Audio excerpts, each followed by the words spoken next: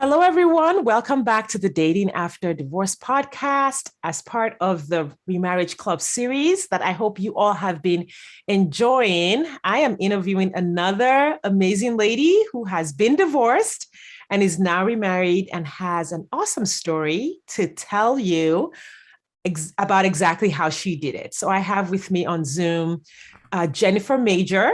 And Jennifer is a holistic organizing coach. And I want to just turn it over to you, Jennifer, to introduce yourself to the listeners. Thank you so much. It's such a delight to be here. I am, like she said, I am divorced. I've been divorced for, 12 or 13 years and remarried for 10 of those. And my dating story is a little different. um, for sure. Um, because I've known my husband for 25 years. So that changes the trajectory of things a little bit. Yeah. And I work with women every single day, and a lot of my clients are divorced, going through a divorce, having been divorced, and because there's a lot of transition that happens in that process. And so I've seen it from a lot of different angles, not just my own. Mm-hmm. And I work with primarily women business owners to really help you get your time, your space, and your energy back into alignment. Sometimes you don't even know what that even means anymore because you've been living somebody else's life, and really figure out how to do it for it to feel really good and to move your life and your business forward. Right. That's awesome. That's amazing. Because and I remember that place of right after my divorce of like completely not knowing who I was. Like I was like, what? Being married was just such a core part of my identity Right. at that time. And I think even in some ways, I'm still recreating my identity, and I'm For 6 sure. years plus out from the divorce. For sure. I mean, even little things like how do I like to decorate, or how do things get organized, or where do I put my slippers in the morning? All those kinds of things were created under a different set of shared values Mm-hmm. that now don't exist in the same way, right? Whether you're single or you're in a relationship, it shifts. And so figuring out, and a lot of times I think a lot of us in those first marriages lose ourselves, Completely. Like right? we weren't even, it wasn't even shared values. Like Right. we weren't thinking about, well, what do I want? And then what does he want? It was more like, what does he want? What do the kids want? What does everybody else want? Right. Well, and what creates at some point what creates less friction, Mm-hmm. and and that's not, like we don't want to necessarily aim for less friction. I mean, like nobody wants to invite conflict, but, but if you're aiming for less friction versus you having a fulfilled life, well, maybe Yeah. there's an in between, right? Right. Like less friction isn't always a good thing. Peace at Right. all costs isn't always a good thing. Sometimes you can go Right. out of integrity in the process of trying to get peace at all costs. Absolutely. Absolutely. Yeah, awesome. Well, thank you. I Absolutely. want to dive right into your story Yes. because it's really interesting. And I know from the notes that we shared in our prep call, you have and use this gift after your divorce to really create community and friendships for yourself. And I know that's a huge thing for a lot of divorced women. Many of us lose friends Hmm. during the divorce or after the divorce or during the marriage, depends on whether it was your ex that stole all your friends or chased all your friends away or all your Hmm. friends left because you got divorced. So I know we're going to get to that part. I want to make sure like I kind of plug that, like we're going to talk about creating community. But let's start from the time you reconnected with your now husband after your divorce. And then you can kind of walk us back to when you first knew him, how you guys dated, the whole journey. Just tell us the story. Oh, it's such a crazy story. So around the time that I guess when I first started really thinking, okay, like this marriage is not working. Like I felt like we had worked on it for a long time and it wasn't terrible, right? But it also wasn't good. It wasn't the example I wanted for our daughter. It wasn't fulfilling for either of us. And we were just two very different people, right? Mm, And we've since also agreed like that's like that was probably not a good long-term solution, right? And so around that same time was when Facebook became available for the general population. And so I was reconnecting with a lot of old friends, and that was a really fun experience when I felt really alone, because my Mhm. in-person community was one of like very hardcore dedication to marriage, and I felt very judged even without them knowing Mhm. that it was in my thoughts, right? I felt Yeah. prejudged.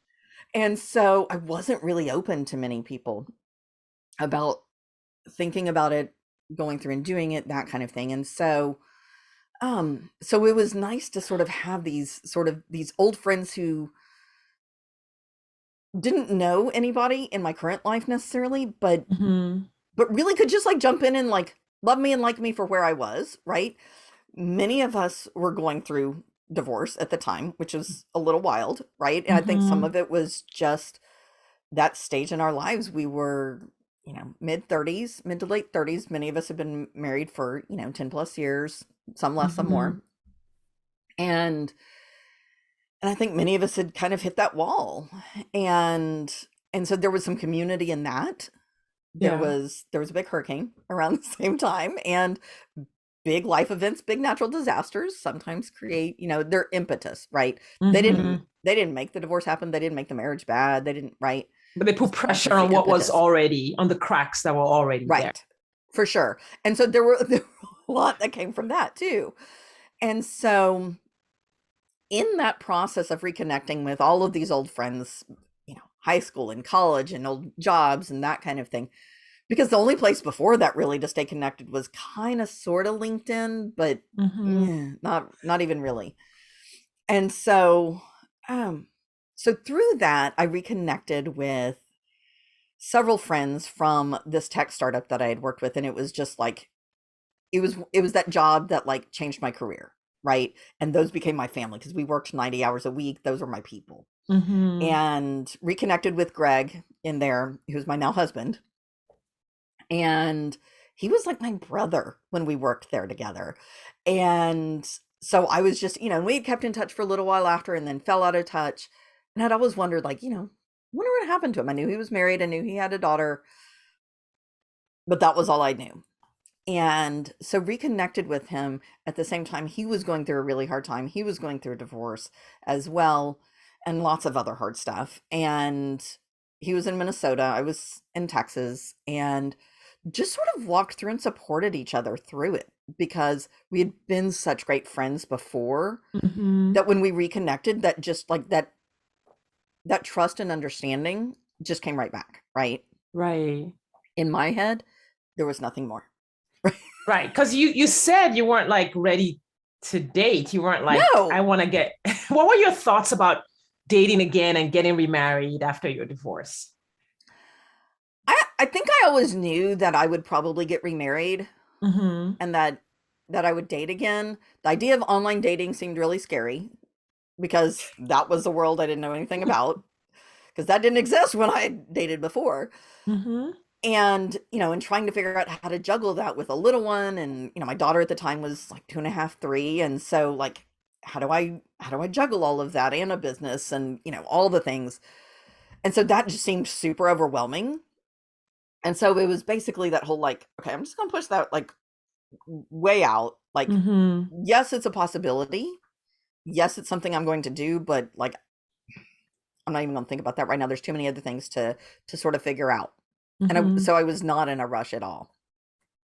And I felt really comfortable in my own skin. I felt really comfortable living on my own, and doing that juggle. I had a great relationship, still do, with my daughter's dad, and so I knew that that co-parenting relationship would be really solid. And so I wasn't And you worried much. said you had like all these friends. You were hanging out with like Yeah. Yeah, I happy mean, we would go to hours or happy like hours, we would get together for brunches, we were, so like I had friends to plug into, some Mhm. that had been there the whole time and some that were newer. Okay. And the newer ones weren't necessarily new people. They were just, old connections newly rekindled, right? Yeah. And so it was beautiful because I felt like I had this community where I could go and I could be without being judged, and I didn't have the pressure of dating, but I could still go and be social. and I Yeah. still could get the heck out of my house. I could like step out of mom role and stop worrying about her and stop worrying about all those things. And I had done that even through my marriage. Like I had been pretty socially active. And Mhm. so that wasn't a huge change. It was just a big change in terms of, okay, well, how do I schedule this and how do I, Right. it's a different coordination. Do you see that like social connection as self-care? Like I think there's an aspect of it that Absolutely. is like self-care isn't just nails and massages. No, and in fact, I would say that that's, yes, while those things are self-care, that's not the stuff that necessarily fuels you or fills that bucket, right? Like to me, the massage fills that bucket if you see it as time for healing and renewal, right? If it's Mhm. just about like working out your muscles, yeah, I mean that's kind of self-care, right? It's better than nothing, right? Yeah. But it's truly about you taking time for yourself, and whether that's in 5-minute bits or, and I think when, especially when you're divorced and you're single, if you're a parent, it's really hard to figure that out. Yeah. And so I think having friends that can pull you out, that can, help you be social, that can, hey, let's take our kids and go to the park today and the kids can play and, we can catch up, and, kind of meet you where you are. Hmm. And I absolutely think that's self-care. Yeah. And it's so devastating when you're going through a divorce, which is like, feels like this huge death. And if you're in a divorce, this is just probably for the listeners who have gone through a divorce where they lost that whole huge community. Some people lose their whole churches, and it's like all of a sudden they find themselves like nothing. There's like this Right. nothingness in there. And I just want to say, listen, if you're in that situation, make the effort to recreate it. Like recreate it for yourself, whether it's making new friends or finding new, whatever you need to do to have that human connection in your life is so important. Oh, for sure. Well, and I think I've seen this with some friends where they make the assumption that their friends are going to side with their ex. Mm-hmm. And so they distance themselves from their friends because they make Mm-hmm. that assumption. And then their friends are thinking like, oh, well, she just doesn't want to have anything to do with me. So, okay. Yeah. And Although there are and so some there's friends who ultimately there are some miscommunication. friends who will side with your ex. I mean, that is a For sure. There are going that to is be a real some that, thing. Yeah. oh, for sure. They're going to be friends that pick sides, right? One way or the other. And they're going to be friends who can be friends with both, and they're going to be friends who can't be friends with either, Yeah. right? Yeah. And all of those are okay. But to be really clear, I think with friends, because there were some that I assumed like, Mm. oh, they're gonna be closer with him, right? And they're Yeah. going to, as a default, not be close to me. And it turned out that that wasn't true, Mm. right? Those were assumptions I made. Like, Right. and they were able to juggle both sides, and it meant that, like in that early stage, like, okay, right now I can't be friends with you because you are such good friends with him. But as I sort of Mm. heal and kind of recalibrate myself, then okay, now I can be friends again. And there may be different boundaries in those friendships, right? That's a But good point. it's That it okay. sometimes it's a journey. It's almost like you describe it like a journey. Like in the beginning, they Hmm. were like all on his side, but then there was this journey where as time went on and things kind of evened out, it Hmm. became more of a shared friendship, I guess. Yeah, for Yeah. sure. Yeah, and some of that's on me, right? And some of that's on them, Yeah. right? And having the maturity to, like be able to be around them and introduce them to my husband, and for them to get to know him as his own person, and that they're not measuring him against my ex, and that kind of thing. I love So, that. Yeah. Cause sometimes, and I think for me, that was kind of a thing was like, I just thought everything that was happening at that moment mhm, during the divorce was permanent. Like, this is right. it. We're drawing permanent lines, but it really isn't a permanent situation in many ways. Like, things kind of ebb and flow. And as you heal, you can change your mind about certain things. For sure. Yeah. Yeah. For Thank you for sure. sharing that. Okay. So let Of back to the course. good stuff. Yes.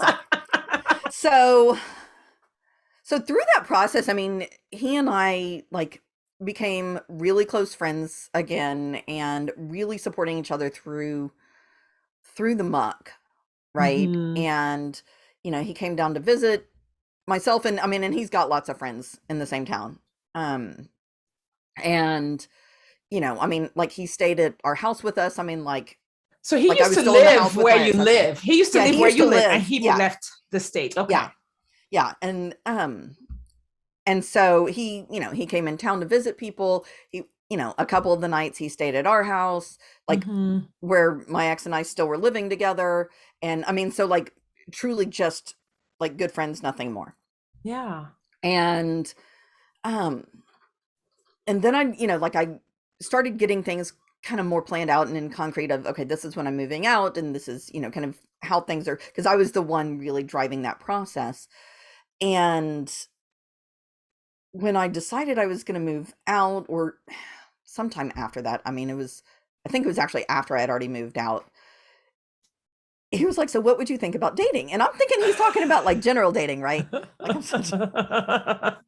I'm like, well, I'm not really ready for it, right? Like, but like, I'm not opposed to it. I'm just not ready for it. And he's like, no, goof, I don't mean in general. I mean me. And I was like, really? You? Like, he's still super offended by this. And I was like, why would I date you? Like, Oh my because gosh. in my head, he was like my brother. He was my best buddy. Right. Like, it had just never even occurred to me Mm-hmm. And to look at him in that way. and it's interesting how because there's a general woman thing about, well, he's just like a brother thing that we have. And then we Hmm. go marry the bad boy on the motorcycle who, Right. who then proceeds to make us miserable for 20 years. Right. Right? Like, so what do you think you had missed? And I know you were both married, so you weren't thinking about that. But like, for your first response to have been like, why would I date you? Like, what was it about him that you had missed and that you hadn't seen, that you see now, obviously, that you've married him? Right. I think some of it was what I was missing, some of it was what he was not revealing yet. So I think it was both, right? Good point. And so I think some of it was, you know, how I designed what my person would look like, right? And, like in my very, like, 25-year-old brain, right? Which was, I The mean, worst brain for picking a spouse. right? And so, like, they need to dance, they need to like Mexican food, like who cares, right? And Right. so, I mean, I wasn't even at that place to even think about what those things were and make a new Mm-hmm. list.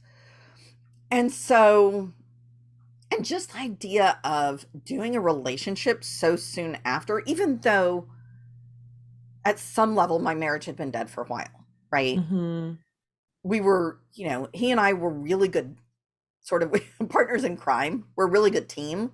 Mm-hmm. And with my ex and I, and we still are a really good team Yeah, in so some good ways. good Right, co-parents good and co-parent. We can tackle a party like nobody's business. You want to have a big event with your people, right? Like, the PTA loved us. mm-hmm. But, so from outward appearances, we appeared to sort of have it together, right? But that intimacy, that underlying stuff hadn't been there for a long time. And so I think emotionally, like, I was hungry to be seen. I was hungry to be loved in that way that I wanted to be, that very romanticized, right? Mm-hmm. But I didn't even know what that looked like, Oh my goodness, that is right? so powerful. Yeah. And so, like, and I didn't know how to allow myself to go there, right? And so there were probably hints that I was just like, I had no idea, right? But I just, I and he was very protective of that side, Mm-hmm. and because we were both going through our divorces, and he didn't want to muddy the waters, and because it wasn't, I wasn't getting divorced because of him or anyone else, right? Yeah. And he wanted that to be very clear for himself, for me, for my daughter, for his daughter, right? I learned these things later, right? Mm-hmm. So he had liked you um for a long time. Apparently so. He'd been thinking about this. Yeah, unbeknownst to me. Unbeknownst Yeah. to me. But I mean, but seriously, I mean, like he even had stayed at our home, right? Like, so clearly I didn't think Hmm. anything was going on because that would be weird, right? Do And you think so, there's a thing with women like yourself and myself where, because it sounds like you and your ex were like sort of like power couple, like very efficient, like getting things done, like where that 21, 25-year-old self of ours saw marriage as like this powerful thing we were building more so than this intimate, emotional like journey. And so we didn't look mhm. for that at Yeah, that no, I think time. that's very true.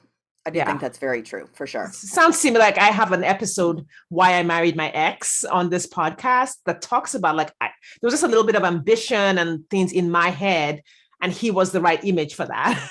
Right, And there were things that were missing that I didn't even think were requirements. right. No, for sure. And, I mean, we discover that stuff sometimes, it's like, when you leave a job, like you didn't realize that there were things that you needed when you were looking for that job that then Yeah. all of a sudden, like you didn't get and it hurt. And so it's Mm-hmm. like, well, crap, now that needs to be a requirement for my next job. Yeah. So I think it's the Yeah. same thing. Like sometimes we don't even know what we need until we don't have it and it hurts and then we figure it out. Right. And So, then with dating, just, and aside for listeners, when you're dating, it's not necessarily the first person or the second person or even the 10th person. right. Each person along the journey helps you understand what you're really looking for, which is why it's so great not to make that commitment right away if you're not sure, because you can use every single person you meet as like data to know what you're truly looking for. For sure. Yeah. I mean, and I really enjoyed dating before I met my first husband. And so Mhm. I had a great time dating. I thought it was like the greatest thing ever. And I very much likened it to looking for a job because it is about numbers and it's about figuring out what you like and what you don't like Yeah. and the nuances of those things and, gathering that data. And Yeah. and in So round 2, the same applies. So when Greg said, "Hey, how do you feel about dating me?" and you were like, "Oh, what's happening?" How did you go from there to to sealing the deal? Well, it was a little fussy, especially because he lived in Minnesota, I lived in Texas, right? Mm, And it was like, okay, well, let's just, and I didn't want to mess up the friendship, right? And so we had to make a pact that if any point that felt compromised, then that would be it, right? yeah, I don't know. And I have thoughts about that. Not that you care, even because you hear it. no, Obviously, you obviously did it right. I hear that quite a bit. Like, I don't want to mess up the friendship. And sometimes I hear ladies saying that and using that. In your case, you just had the conversation with the guy. You were like, "Hey, let's do this, and let's not let it get in the way of the friendship." Whereas I hear a lot of ladies say, "Well, I don't want to mess up the friendship, so I'm not going to date this amazing guy who's in my life." right. Yeah, we had to have some really intentional conversation around what that really looked like because it was like, okay, this friendship part of our relationship is the most important thing. Mm-hmm. And and I want that to be there regardless. Right. And and some of that was because I was coming from a place of like no investment in a romantic relationship with him, right? Like it Mm-hmm. hadn't even been a thought. So so I had no investment at all in it. And it was easier for me to be like, okay, we'll throw out the romantic relationship because it hadn't even started yet, right? Yeah. And and I also wasn't sure that that was going to exist in the way that I wanted, right? I didn't Mm. because I'd never looked at him that way. And so that was a piece like who doesn't want to be in a romantic relationship where somebody just thinks you hung the moon, right? Right. But I had never actually considered like am I attracted to him? Right? Like that's kind of part of Right. the deal, right? Like, and is that part of it there and what pieces of that puzzle do I need fulfilled in a future relationship, whether it's a short-term one or a long-term one? And if I'm going to be flying to Minnesota or he's going to be flying to Texas and he had already met my daughter, so like that whole like weird thing wasn't there, right? But introducing that, and so Mm-hmm. it just, I had already met his daughter, right? Yeah. But we met each other's kids as friends. And so then it was, there's a lot of factors in that when you're dating after a divorce. Right. I love that you were willing to be brave and not have all the answers and experience the discomfort of having those conversations of saying, well, it may not work out. I may find other things along the way. And like just that openness. I think one of the things I teach ladies in the Dating After Divorce Academy is like you have to be willing to be in that middle ground where it's not a yes and it's not a no. And you're Right. just giving that maybe a good chunk of time and Hmm. being willing to be in that discomfort of, I don't know yet. I'm checking it out. It might end up being a no. It might be a yes, but giving that limbo. A lot of our brains don't like the limbo. Our brains want it to be a yes or no. Right. Yeah. Right. Yeah. And I like to, much to this discomfort of a lot of people in my life, I like to live in the gray. Mm. A lot of my people like the black and the white, that very binary world. I love the gray because I can see like, okay, these are my yeses and these are my nos, and then this is the in between, right? And as long as the stuff that's really important to me is a yes or a no, then I can be okay with a lot of gray, Yeah. right? And so that was a lot of it for me, is figuring out like I knew I was going to be, to say I was more picky the second time, I don't think is a fair statement. I think it's just that I had really refined what was important to me, because I'd learned like, okay, what did I actually want that I wasn't even looking for the first time, right? Mm-hmm. And so maybe he could have had that, maybe he didn't, right? But some of that I didn't even know until after. Yeah. There's a way that I teach my clients to look at it is that why do you want that thing? So some people write, and Hmm. I want a guy who makes this much money. I'm like, why? You're not looking at the money, you're looking at what the money means. Right. And how else could that show up for you? So they might be like, I want a guy who earns, I don't know, 60K a year. Why? Oh, because it means he is passionate about his work and is a good worker or whatever, is a person who has a work ethic or someone who shows up for the people in Hmm. his life. I'm like, well, there are other ways that those characteristics can display themselves without that actual dollar figure. Right. In a person, how else could this show up so that there's more of that gray, but then the core requirements are still there? Yeah, for sure. For sure. Well, and I mean, and it's one of those that, like I can put words to it now that I'm Mm-hmm. well past it, but it's going back and truly looking at those, like you said, those core requirements, those values. What's that really important stuff that's going to give me my foundation and that's going to drive this? And Yeah. then it's easier to manage the other stuff. And there's going to be stuff that, like, I don't love that part about him, or, There's always those. What for are the sure. things about Greg that are like your core? This is why I love this man. Oh, that's a good question. Um, he loves his girls, Mm.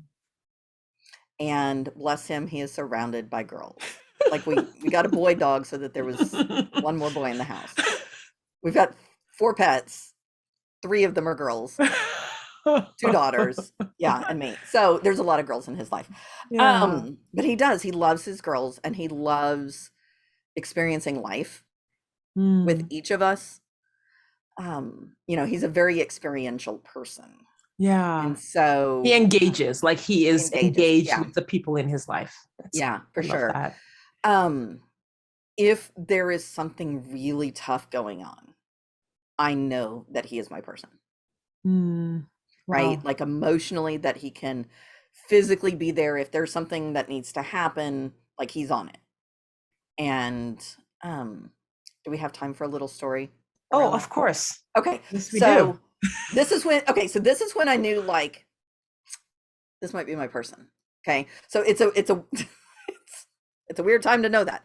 So I'd moved into a townhouse, had taken my daughter to her Mother's Day out, came back, and I was on the phone with him, and I was on, Bluetooth headset, got out of the car, and I noticed that the door was a little bit ajar to my townhouse. But I had washing machine issues or Mm-hmm. dishwasher issues. So I thought, well, maybe maintenance is there. But like, could they close the door? I've got a cat. Like, really? Mm-hmm. So I'm like walking up towards the door, irritated that like they couldn't close the door all the way. And then I realized that like there's chunks of wood missing out of the door. And Oh, I'm like, wow. holy crap, somebody broke in. And so as I'm going to shove the door open, right, there's fight, flight, or freeze, right? Uh-huh. Most people are like, ooh, somebody broke in. I should leave. No, no, not this girl. And so, and mind you, he's still on my ear, right? Mm-hmm. What I'm seeing is not necessarily coming out verbalized. You're like, I got this. And I'm like, oh, hell no. And so, like, I go to open the door, and there's somebody on the other side that's trying to keep it closed. And so I lost my mind, right? I was like, oh, hell no, you're not keeping me out of my house. And so I shove the door open. This poor kid, his eyes are like this big. There were two of them, and they were literally like, they thought they had all day because they were packing bags. Wow. How old were Yeah, these kids? early 20s, Oh my right? gosh. Old enough to know better, but like they still were dumb, they were right? cleaning out your house in the They were middle of the day. right. I mean, we're talking 9 a.m., right? Huh. And he's on the phone, and I literally, there were, so it's like a, most townhouses, right, where it's long and skinny, right? And so there was a back door where I parked, and then there was a front door that went out to like the patio and kind of towards the street. So I, in my infinite reaction wisdom, I chewed their butts all the way through and basically walked them out of the house. There were a lot of cuss words, and they literally were so scared of me because, like, who does that, right? So, and the whole time he's still on my ear, literally saying nothing, right? Just listening. I forgot he's there, right? They get out. I see literally my whole life packed up, Wow. like my work laptop, jewelry, everything at the bottom of the stairs. And I was like, holy, mm. And he's like,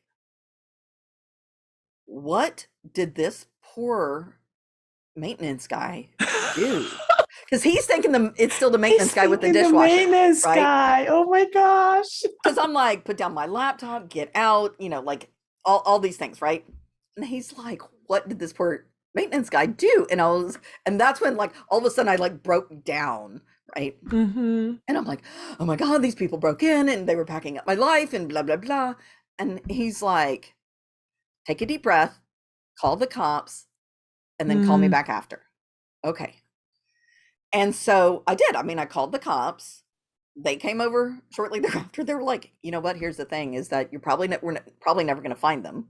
There's no. I Mm. mean, technically, there's charges we could press because they broke in, right? But you've seen them.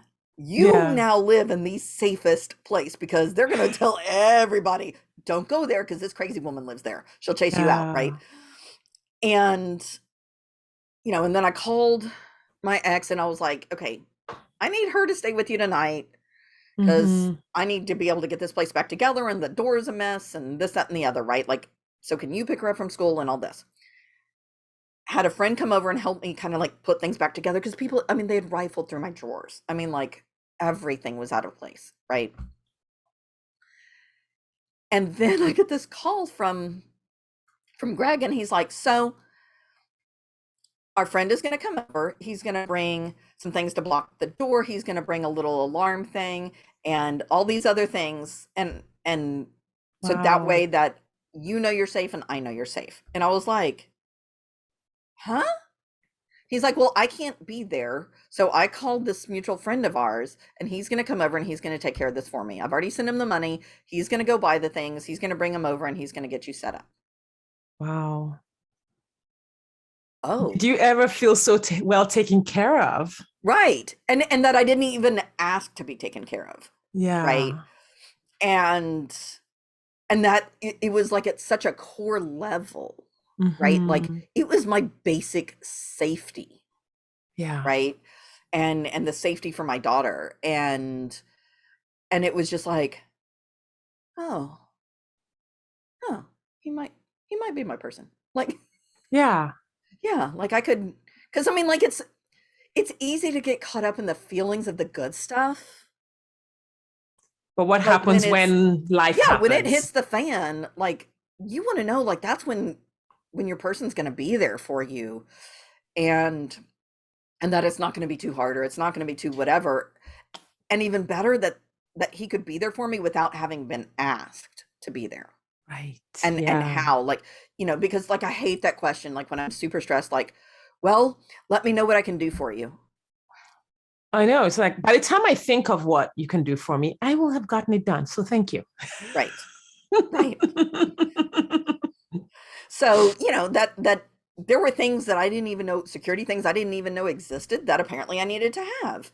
And he just took care of it. That's amazing. So, So that yeah. was the moment. Yeah, I mean that's when that like really that light bulb of like, oh, like this might be like my my for real long-term person, right? Yeah. So how long from when you started dating did you get married?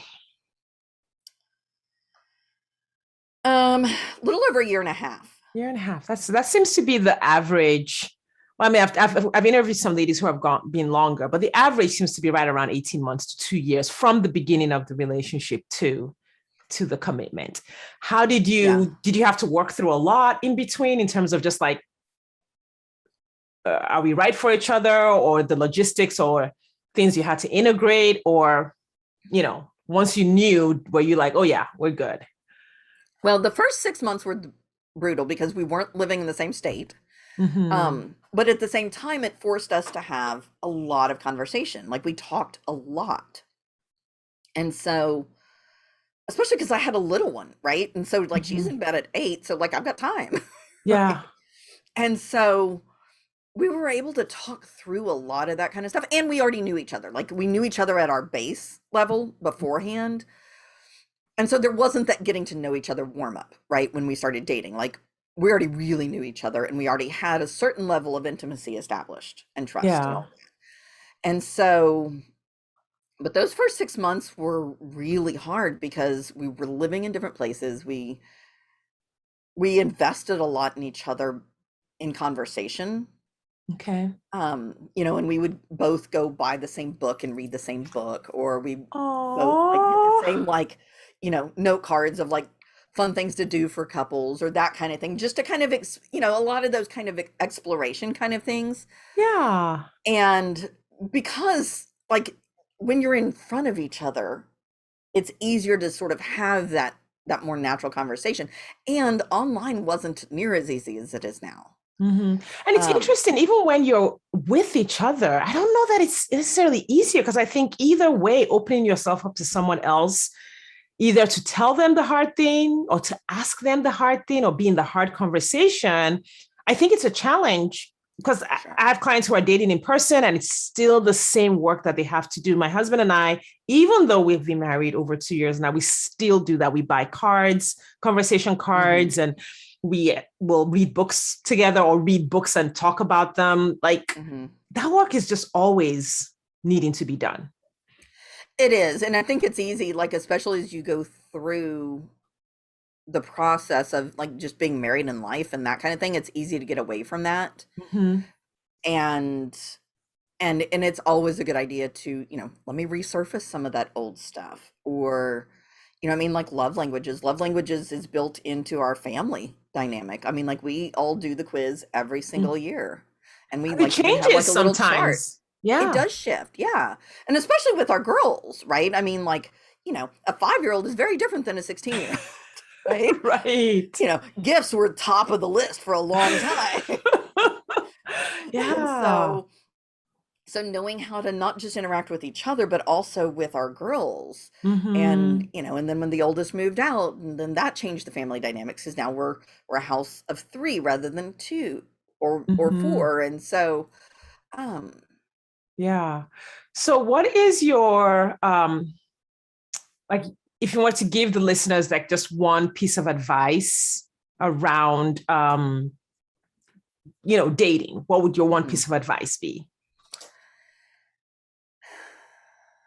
I would say be comfortable in your own skin first.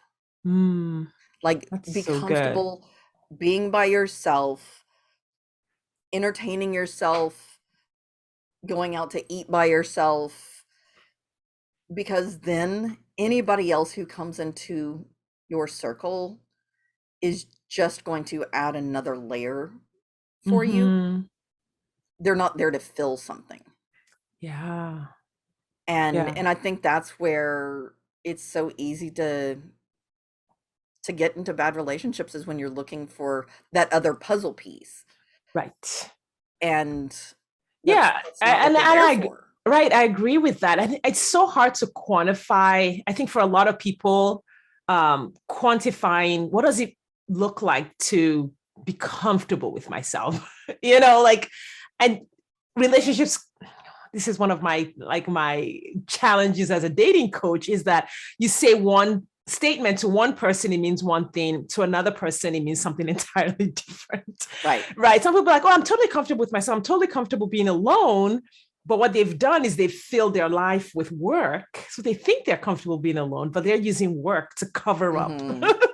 the Right. fact that they're not comfortable being alone, and then they still fall into those situations. Like when you're comfortable in your skin, what does that feel like to you? To me, that feels like I know what the heck I value, Mm-hmm. right? I'm comfortable saying no to people and Yeah. activities. I'm comfortable saying yes to certain things or going out and seeking those. Um, if I'm really in the mood for Mexican and I don't have friends around, well, I'm just gonna go out and get me some Mexican food, right? Like, Oh, I love because I that. think like going to a movie by yourself, going out to dinner by yourself, those to me are really good tests for that, Mm-hmm. because it can be really weird if you've never done it before. Yeah. And not like, well, I eat by myself at lunch all the time, like at work. Well, that's not the same. It's not Like, the same. take yourself out to a nice dinner, like go to a fancy restaurant by yourself, order a glass of Yeah. wine, have a beautiful dinner, enjoy the experience, and enjoy your own company, Oh my right? gosh, so good. Like you're alone, you're caring for your own needs in a way Hmm. that you might want someone else to do it, but you're comfortable doing it for yourself, Yeah, and you're comfortable being seen doing it for yourself. Like you're not right, making yourself a nice dinner at home and then watching Netflix. You're right. like going out, and you're going to be at that restaurant by yourself, Hmm. thinking about the fact that people are looking at me being by myself. Right. I would just take a book. I would take a book. I would go to the restaurant Hmm. that had, because I'm a little bit of a foodie, and I would just sit at the table enjoying whatever amazing meal it was with my book. And just like, I literally didn't care what people thought. Yeah. Well, and if you need socialization and you don't have friends that are interested in being social that night, or it doesn't work for their schedule, go find a beautiful bar and sit at the bar. Bartenders have the gift of gab, right? And you can Ah, create that socialization for yourself. Go go to a museum, go to a church thing, go to, right? Like there's lots of places to find that, to where mhm. you create that for yourself. And then somebody else coming in also isn't going to feel the pressure of like, dude, this person like really needs to be social, and now that's all on me. Like, Yes. Yeah. It's not no, like you're starving for like air, and then this person comes in and they're like the air that you breathe. right, right, and not to go too far, like you said, like the people with work and that kind of thing, to where like somebody else coming in now, there's no room for them, Yes. or something else has to suffer because they've come in and you want to make time for them, and so just figuring out where Yeah. that balance is, and Yeah. what's really important. I love that. That's so good, because that's such a personal but useful test. Like only the individual can say when they're there. Hmm. And because people, of course, love to give us advice about who we Yeah. are and relationships, this is something that every woman listening can say, oh, this is what it feels like inside of me to be Hmm. well taken care of by myself. And that's how I know that I'm okay. And I don't have Right. to, you know, wait for someone else to tell me, or wait for someone else to come and fill that hole. That's beautiful Yeah. advice. Thank you. All right. Thank you so much for your time today, Jennifer. I love, Absolutely. love, love your story. I love that you have this, just beautiful energy that is so attractive and so warm. And I can see how you created Thank you. all of that community and attracted Greg. um, tell the listeners again where they can find you, what you do again, where they can find you, spell out like maybe some of your social media handles so they can connect with you easily. Awesome. So I am a holistic organization and productivity specialist. And so what that really means is that I help women business owners to get their space, their schedule, and their spirit back into alignment. When they have lost themselves, it all feels like too much, because I truly believe that we all deserve clutter-free spaces and to have more Mm. time for naps and money. Amen So, to naps and money. right, right. And so you can find me. The easiest way is to go to my website. It's cultivating-uyou.com. And on the links page, you can find all my links for social media and some of my favorite topics on there. And I would love to connect with anyone.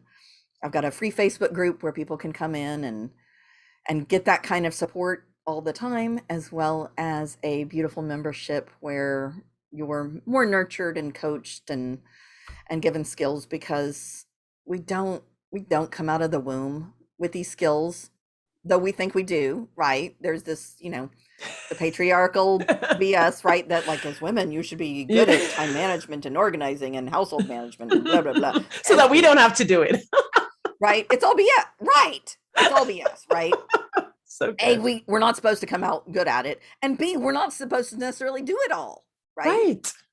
But regardless, being skilled at organizing, being skilled at your time management is beneficial for you, for your family, for your household, for your business, for your work, for everything.